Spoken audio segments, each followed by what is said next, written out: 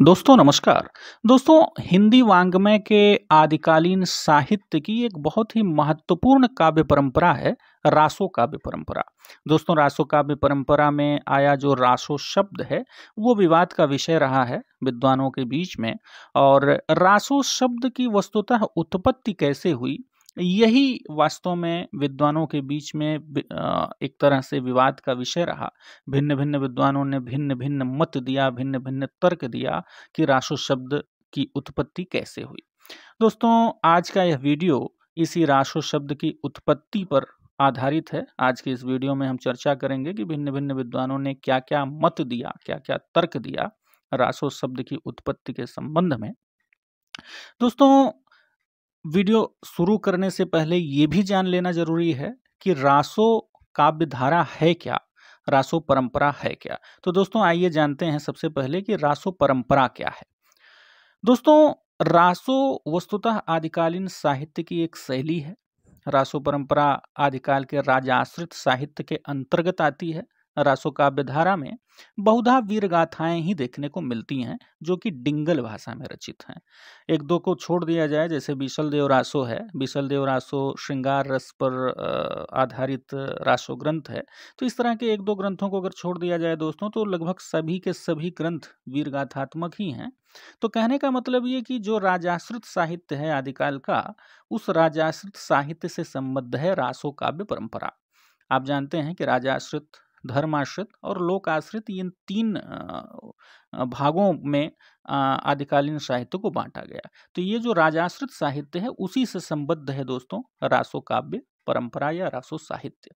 तो रासो शब्द पर ये जो विवाद रहा तो तमाम प्रश्न बनते हैं। भिन्न भिन्न विद्वानों के जो मत हैं, बहुत सारे प्रश्न विभिन्न परीक्षाओं में इस संबंध में बनते हैं और अक्सर पूछे जाते हैं। तो आइए दोस्तों जानते हैं रासो शब्द की उत्पत्ति पर विभिन्न विद्वानों के मत क्या हैं। दोस्तों सबसे पहले नाम आता है गारसाद तासी का इस संबंध में।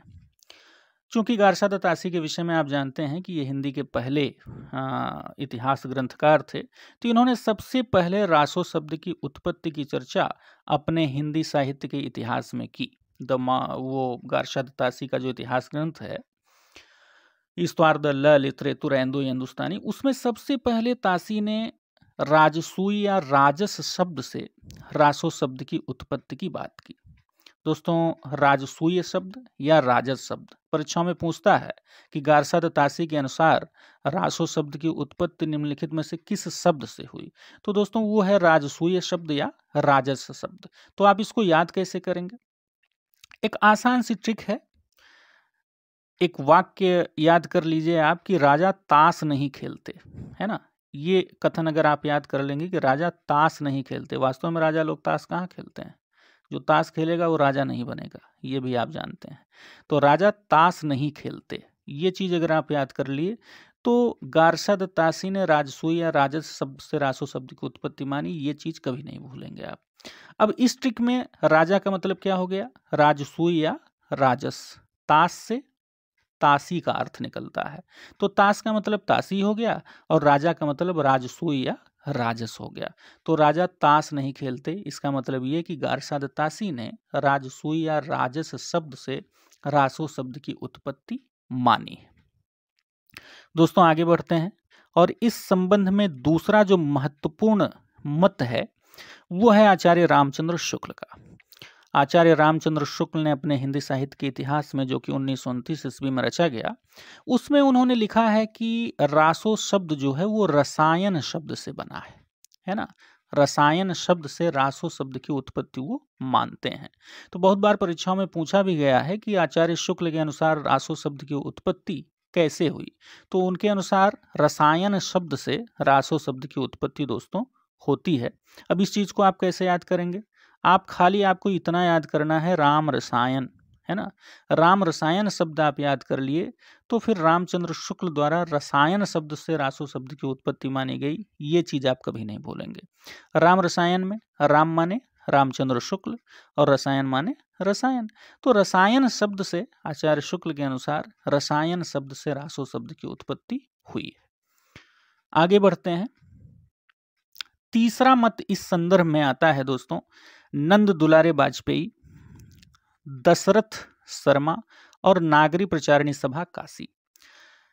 नागरी प्रचारिणी सभा काशी ने भी, दशरथ शर्मा ने भी और नंद दुलारे वाजपेयी ने भी माना कि रासो शब्द जो है ये रास शब्द से निकला है, रास शब्द। अब इस चीज को आप कैसे याद करेंगे? इन तीनों विद्वानों ने क्या माना कि रासो शब्द जो है वो रास शब्द से बना है। अब इस चीज को एक कहानी के माध्यम से याद कर सकते हैं। कहानी क्या बनाएंगे आप? अब दशरथ शर्मा मानते हैं इस चीज को कि रास शब्द से रासो बना है, नंद दुलारे वाजपेयी मानते हैं और नागरी प्रचारिणी सभा काशी मानती है। अब इस चीज को याद कैसे करेंगे? कर सकते हैं बहुत आसानी से। दशरथ और नंद को काशी बहुत रास आती है ना। एक कहानी, एक घटना याद कर लीजिए कि दशरथ और नंद, दशरथ आप जानते हैं भगवान राम के पिता थे और नंद भगवान कृष्ण के पिता थे। तो दशरथ और नंद को क्या बहुत रास आती है? काशी बहुत रास आती है। तो दशरथ से क्या हो गया? दशरथ शर्मा। नंद से क्या हो गया? नंद दुलारे वाजपेयी। काशी से नागरी प्रचारिणी सभा काशी हो गई।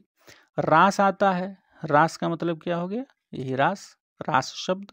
इन्होंने बताया कि रासो शब्द जो है वो रास शब्द से बना हुआ। आगे बढ़ते हैं, इस संदर्भ में अगला मत देखते हैं राम स्वरूप चतुर्वेदी जी का।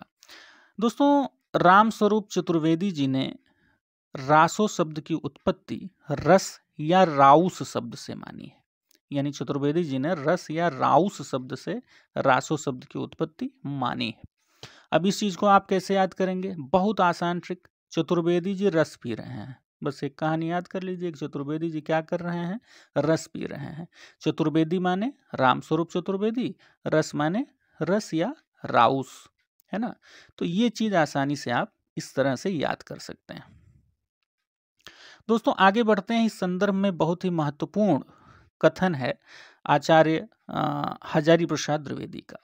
बहुत ही महत्वपूर्ण मत है इस संदर्भ में दोस्तों, क्योंकि आचार्य हजारी प्रसाद द्विवेदी ने रासो शब्द की उत्पत्ति जिस शब्द से बताई उसको अधिकांश विद्वानों ने स्वीकार किया। इनके परिवर्ती जो विद्वान हैं उन्होंने इस चीज को स्वीकार किया। हजारी प्रसाद द्विवेदी के अनुसार दोस्तों रासो शब्द रासक शब्द से निःसृत है, रासक शब्द से इसकी उत्पत्ति हुई है। अच्छा, हजारी प्रसाद द्विवेदी के समर्थकों में विश्वनाथ मिश्र जो बड़े नाम हैं, विश्वनाथ प्रसाद मिश्र, चंद्रबली पांडे और माता प्रसाद गुप्त का नाम प्रमुख रूप से आता है। दोस्तों, इन्होंने बताया कैसे कि रासक शब्द से रासो शब्द की उत्पत्ति हुई कैसे। अब ये बताते हैं कि सबसे पहले रासक शब्द था, रासक से रासा हो गया, रासा और रासा से रासा हो गया और रासा से रासो हो गया। यानी शब्द किस तरह से परिवर्तित होते हैं और इनके अनुसार किस तरह से रासक से रासो हुआ होगा उसका एक क्रम भी इन्होंने बताया है। तो दोस्तों, इस संदर्भ में विश्वनाथ प्रसाद मिश्र, चंद्रवली पांडे और माता प्रसाद गुप्त का नाम भी महत्वपूर्ण है हजारी प्रसाद द्विवेदी के साथ साथ। अब इस चीज को एक ट्रिक के माध्यम से आप कैसे याद करेंगे?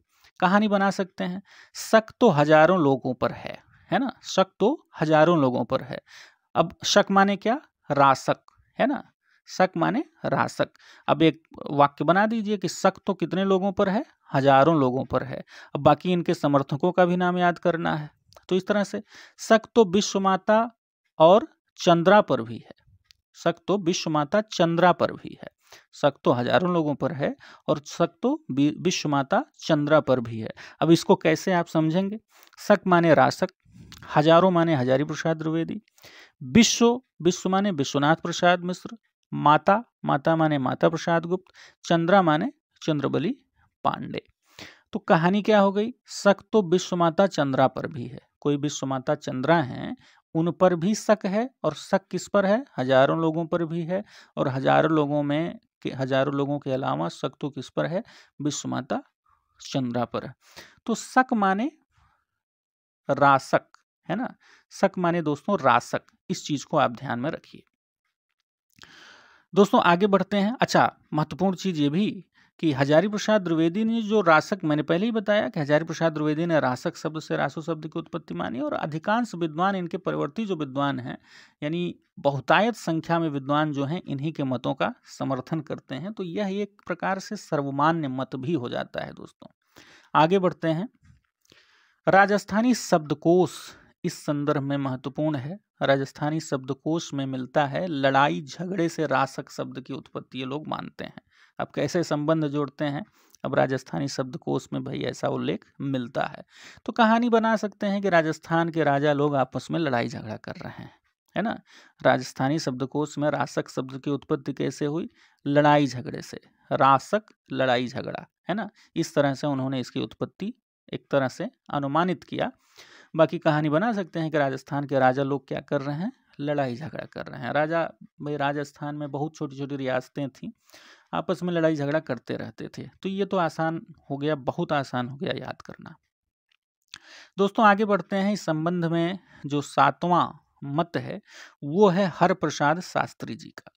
दोस्तों हरप्रसाद शास्त्री ने राज यश शब्द से रासो शब्द की उत्पत्ति मानी है, राज यश शब्द से। अब इस चीज को आप कैसे याद करेंगे कि हरप्रसाद शास्त्री ने राज यश शब्द से रासो शब्द की उत्पत्ति मानी। बना लीजिए, हर एक प्रसाद राज यश चाहता है। प्रसाद, प्रसाद को आप प्रासाद बना दीजिए। प्रसाद माने क्या होता है दोस्तों, महल होता है ना।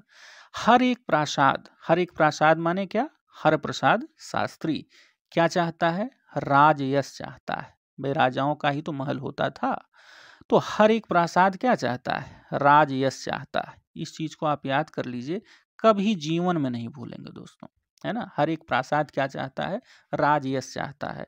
तो कई बार अगर कोई चीज याद करेंगे, रटेंगे कई बार, तो वो चीजें, अब देखिए ये इस तरह का जो ट्रिक बन गया है, तो 4-6 बार 10 बार अगर इस ट्रिक को भी रट लेते हैं तो जीवन में दोस्तों कभी भूलेंगे नहीं आप।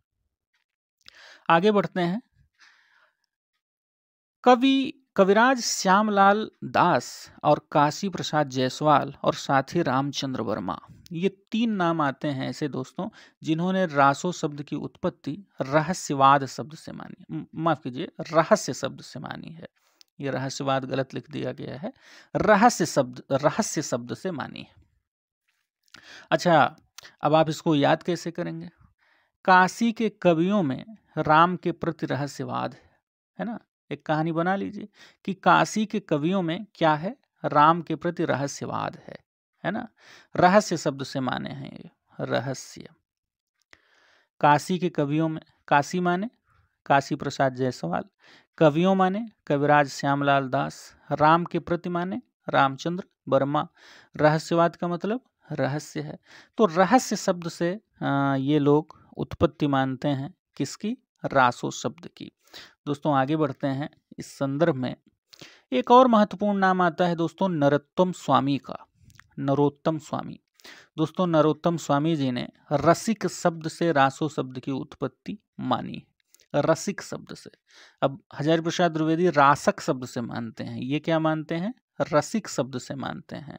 एक कहानी बना लीजिए, नरोत्तम भी रसिक होते हैं, है ना। एक कथन बना लीजिए, एक वाक्य बना लीजिए कि नरोत्तम भी क्या होते हैं, जो नरों में उत्तम हैं वो भी क्या होते हैं, रसिक होते हैं, है ना। तो ये चीज आप कभी नहीं भूलेंगे, नरोत्तम भी क्या होते हैं, रसिक होते हैं। तो नरोत्तम स्वामी ने क्या किया, रसिक शब्द से रासो शब्द की उत्पत्ति ये मानते हैं। तो दोस्तों इस प्रकार ये जो 9-10 नाम हैं, 9-10 मत हैं, नाम तो कई हैं, जैसे हजारी प्रसाद द्विवेदी के ही संदर्भ में देखा जाए तो कई नाम आ जाते हैं। चंद्रबली पांडे का नाम आ जाता है, माता प्रसाद गुप्त का नाम आ जाता है, विश्वनाथ प्रसाद मिश्र का नाम आता है उनके समर्थकों में।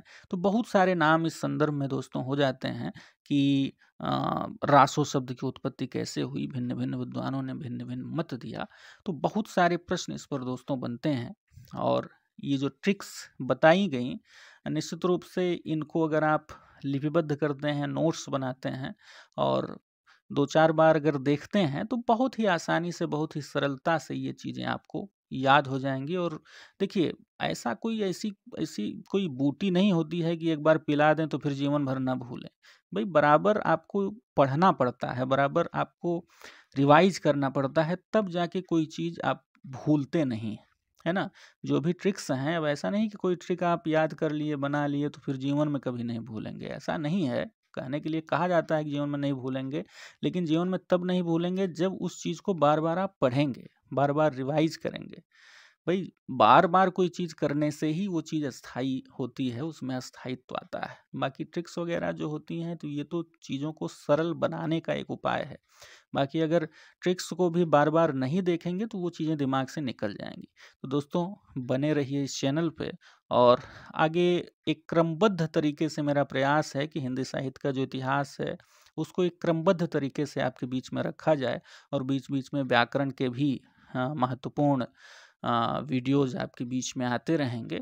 और आप लोगों से निवेदन है कि आप कमेंट्स बॉक्स में जिस टॉपिक पर भी वीडियो चाहते हैं, वैसे भी तो क्रमबद्ध तरीके से वीडियो आते रहेंगे, लेकिन जिस टॉपिक पर आप चाहते हैं, प्रमुख रूप से अगर किसी टॉपिक पर चाहते हैं, तो उस पर भी हम सामग्री उपलब्ध कराने का प्रयास करेंगे। और बहुत-बहुत धन्यवाद आप